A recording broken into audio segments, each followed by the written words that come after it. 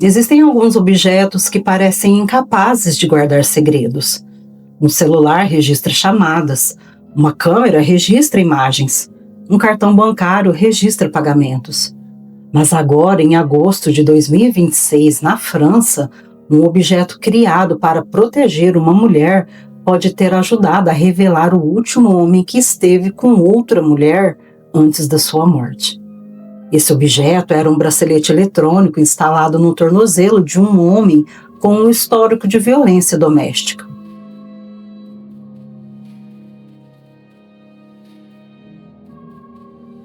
Na madrugada do dia 12 de agosto, a influenciadora Sônia Belina saiu do apartamento de sua família na cidade francesa de Nimes para um encontro.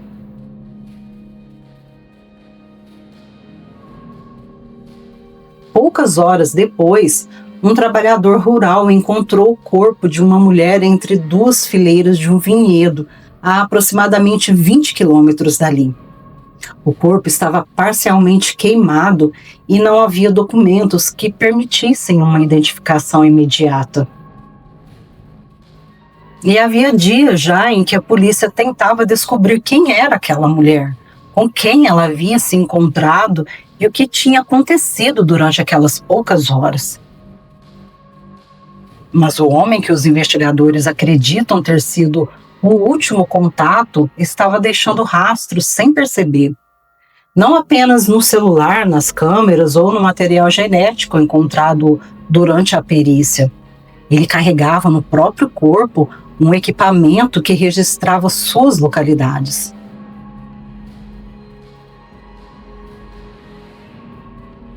E foi assim que um bracelete usado para impedir que ele se aproximasse de uma ex-companheira acabou se transformando em uma das principais pistas de outro possível crime contra uma mulher. Olá, eu sou a Fran Araújo e eu preciso pedir a vocês que, se quiserem e puderem me ajudar, se inscrevam no canal, pessoal, e curta o vídeo também para dar aquela força para o meu canal a crescer. Ativa o sininho para não perder os próximos vídeos. Eu agradeço de coração.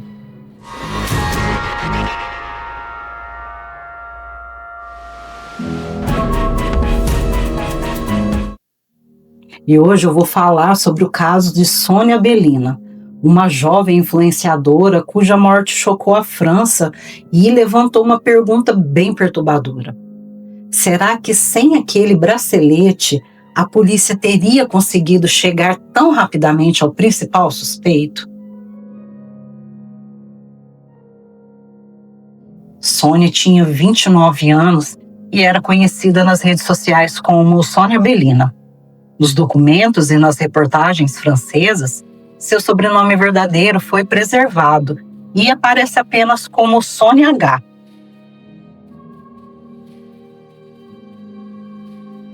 Ela havia crescido na região de Gard, no sul da França, mas dividia seu tempo entre Nimes e Paris.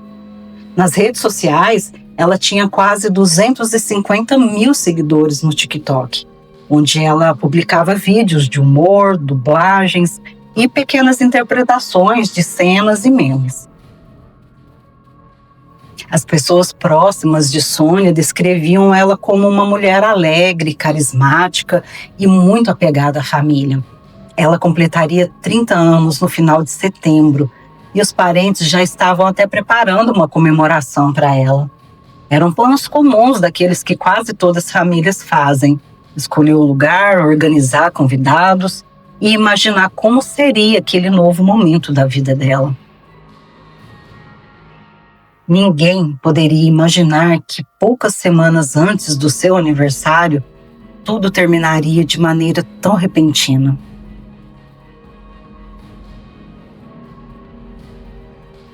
Na noite de 11 para 12 de agosto agora de 2026, Sônia estava no apartamento da família em Nimes. Em determinado momento da madrugada, ela saiu para encontrar uma pessoa. Inicialmente surgiram nas redes sociais versões dizendo que Sônia encontrava um namorado misterioso. Mas conforme a investigação avançou, A promotoria francesa esclareceu que se tratava de um encontro pago, marcado no contexto do trabalho de Sônia com uma acompanhante.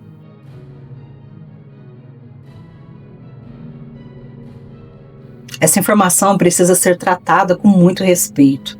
A profissão, as roupas, as fotografias, as escolhas pessoais de uma vítima não diminuem a gravidade de um crime e jamais justificam a violência. Infelizmente, depois da morte de Sônia, parte da internet pareceu mais interessada em julgar a vida dela do que em perguntar quem havia tirado essa vida. Nós ainda vamos falar sobre isso logo adiante.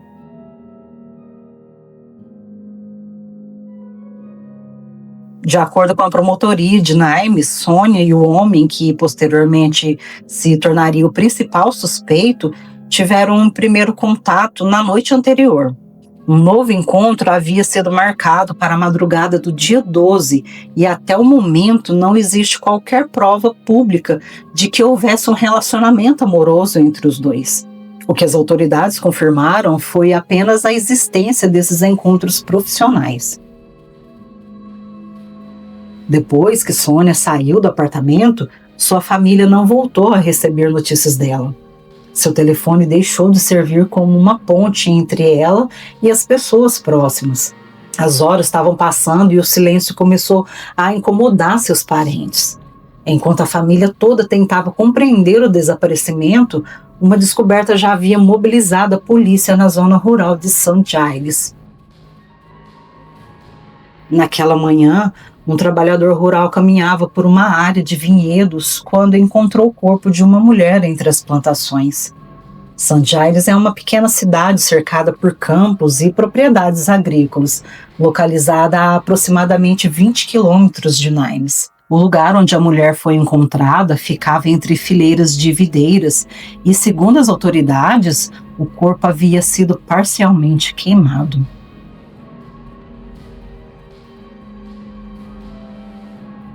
A polícia isolou a área e iniciou imediatamente uma investigação por assassinato com suspeita de premeditação. Mas havia um primeiro problema. Os investigadores ainda não sabiam quem era a vítima. O estado em que o corpo foi encontrado dificultava o reconhecimento visual e seria necessário aguardar exames periciais para chegar a uma identificação segura.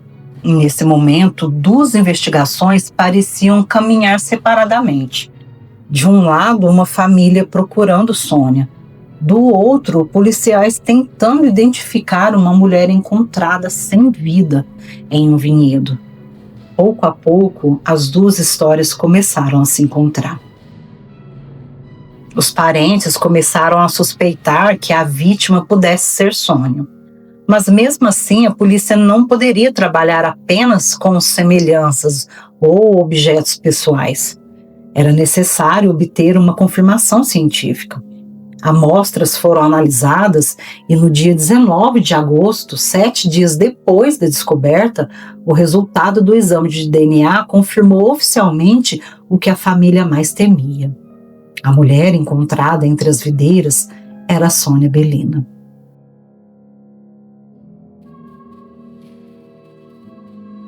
A confirmação transformou o desaparecimento em uma investigação de morte violenta.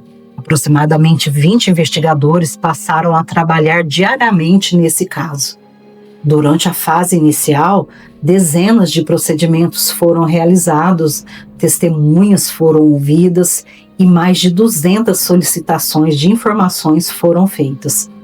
Grande parte delas envolvia registros telefônicos. A polícia precisava correr num período muito curto para descobrir mais evidências. Com quem Sônia havia conversado, como o encontro foi marcado, qual trajeto ela percorreu, se havia outro telefone se movimentando junto com o dela, existiam câmeras que tivessem registrado algum veículo suspeito e, principalmente, quem havia sido a última pessoa a vê-la com vida.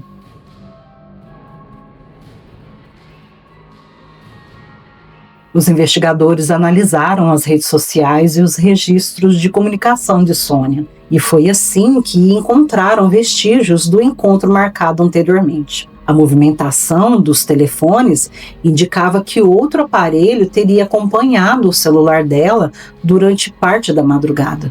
A linha não revelou imediatamente quem era o seu proprietário.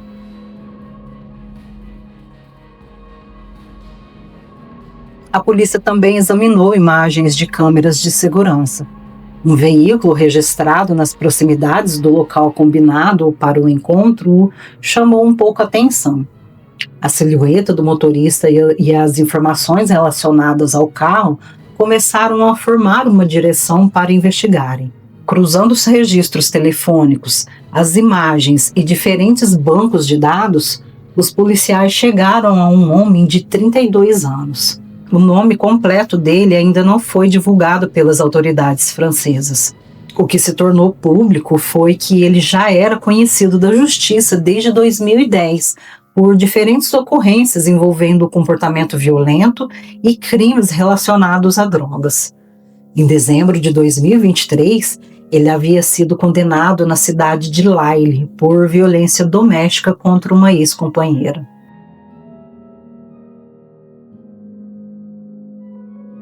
Como parte das medidas judiciais impostas depois dessa condenação, o homem precisava utilizar um bracelete anti-aproximação. Esse tipo de equipamento foi criado para proteger as vítimas de violência doméstica. Ele funciona por meio de geolocalização e permite alertas quando o agressor entra em uma área proibida ao redor da pessoa protegida.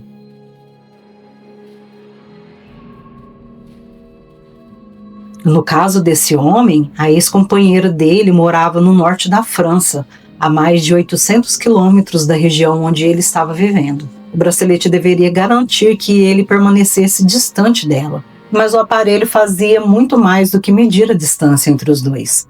Ele também registrava a localização e os deslocamentos do usuário.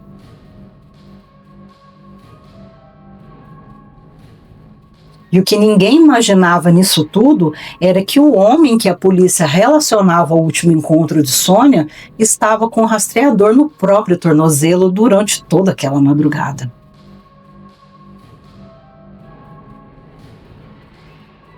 Quando os investigadores reconstruíram o trajeto registrado pelo bracelete, eles teriam encontrado uma movimentação compatível com o caminho relacionado à pessoa que esteve com Sônia e com a região dos vinhedos de Saint-Gilles. Aquilo não explicava sozinho tudo o que estava acontecendo, mas colocava aquele homem em uma posição extremamente delicada.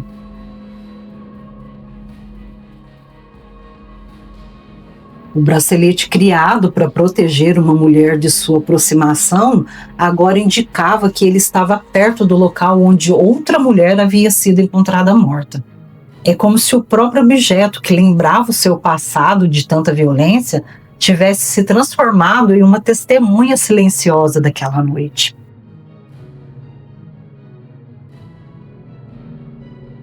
Como ele admitiu que havia se encontrado com ela, a presença do DNA isoladamente não comprovaria o assassinato. Mas quando esse elemento foi somado aos registros telefônicos, as imagens do veículo e a geolocalização do bracelete, surgiu um conjunto de indícios que levou a polícia a fazer algo.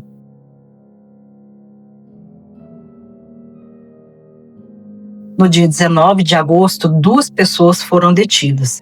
A promotoria informou que existiam elementos sugerindo uma possível participação direta ou indireta dos 2 homens. Mas depois dos primeiros interrogatórios, um deles foi liberado. Segundo as autoridades, naquele estágio da investigação, não havia provas suficientes para estabelecer que ele tivesse participado dos acontecimentos.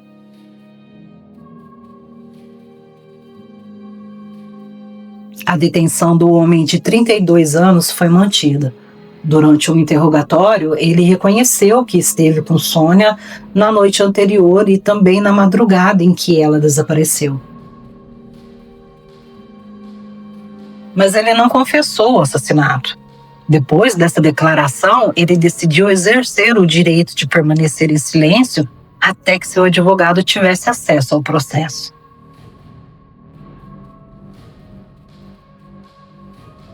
No dia 21 de agosto, ele foi colocado formalmente sob investigação por assassinato premeditado e encaminhado para a prisão preventiva. Essa decisão significa que a justiça francesa considerou que existiam indícios sérios ou consistentes contra ele. Mas é importante esclarecer que ele ainda não foi julgado e que legalmente ele continua inocente, até que exista uma decisão definitiva.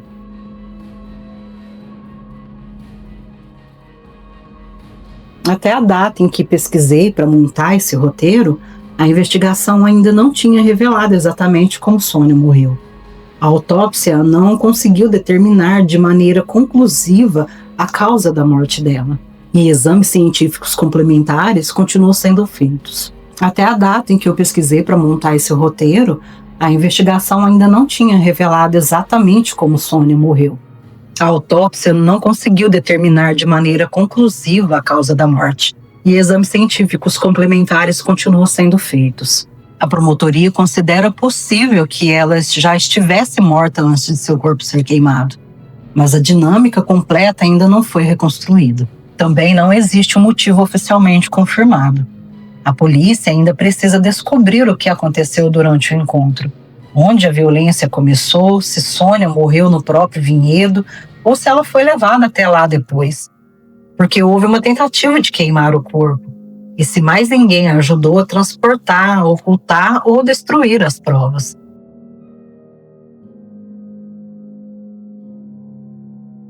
Outra pergunta importante envolve a possível premeditação. O encontro havia sido marcado anteriormente, mas isso não significa automaticamente que o crime já estivesse planejado. Os investigadores precisaram demonstrar que houve preparação ou intenção anterior, e não apenas uma violência ocorrida repentinamente durante o encontro. O suspeito continua em silêncio, e apenas ele pode esclarecer o que aconteceu durante aquelas horas. O bracelete consegue demonstrar um trajeto, o celular registra contatos, as câmeras mostram um veículo, o DNA confirma uma aproximação. Mas nenhum desses elementos, sozinho, conseguem contar o que aconteceu entre Sônia e aquele homem. É justamente nesse espaço vazio que permanece o maior mistério do caso.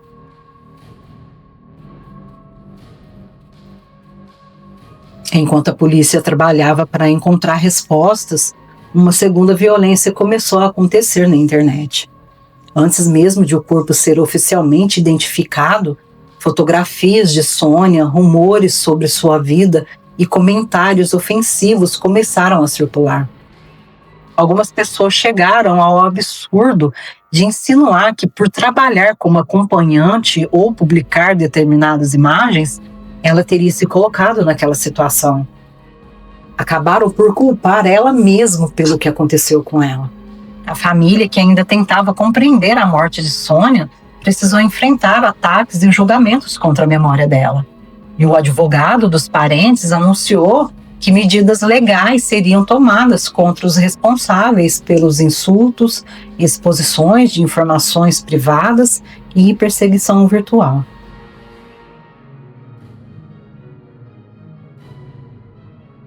Na minha humilde opinião, gente, eu penso que uma mulher não perde o direito da vida e ao respeito por causa da profissão que ela exerce. Ela não se torna menos filha, menos mulher, menos humana ou menos vítima por conta das fotografias que ela posta, das roupas que ela usa e das escolhas que ela faz. Investigar a vida de uma vítima pode ser necessário para esclarecer um crime, para entender o que aconteceu. Agora, usar uma vida para culpar pelo que ela sofreu é outra coisa completamente diferente. Eu vejo que o amor ao próximo está realmente se esgotando. E a empatia já não existe mais.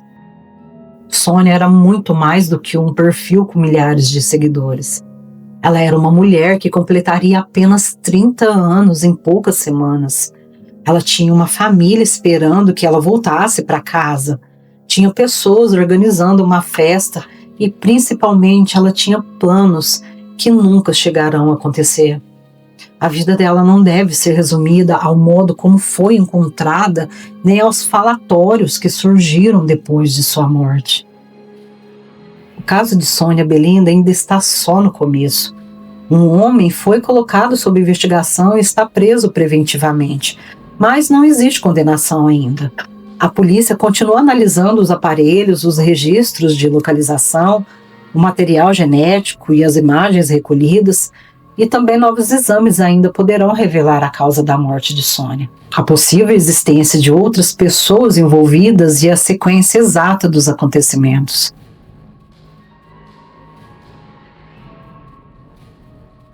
Por enquanto, o bracelete eletrônico permanece como a pista mais incomum dessa história. Um equipamento instalado para impedir que um homem condenado por violência se aproximasse de uma mulher pode ter ajudado a polícia a relacioná-la à morte de outra. Ele não impediu que algo terrível acontecesse, mas ele registrou silenciosamente um caminho que o suspeito talvez jamais imaginasse que seria reconstruído.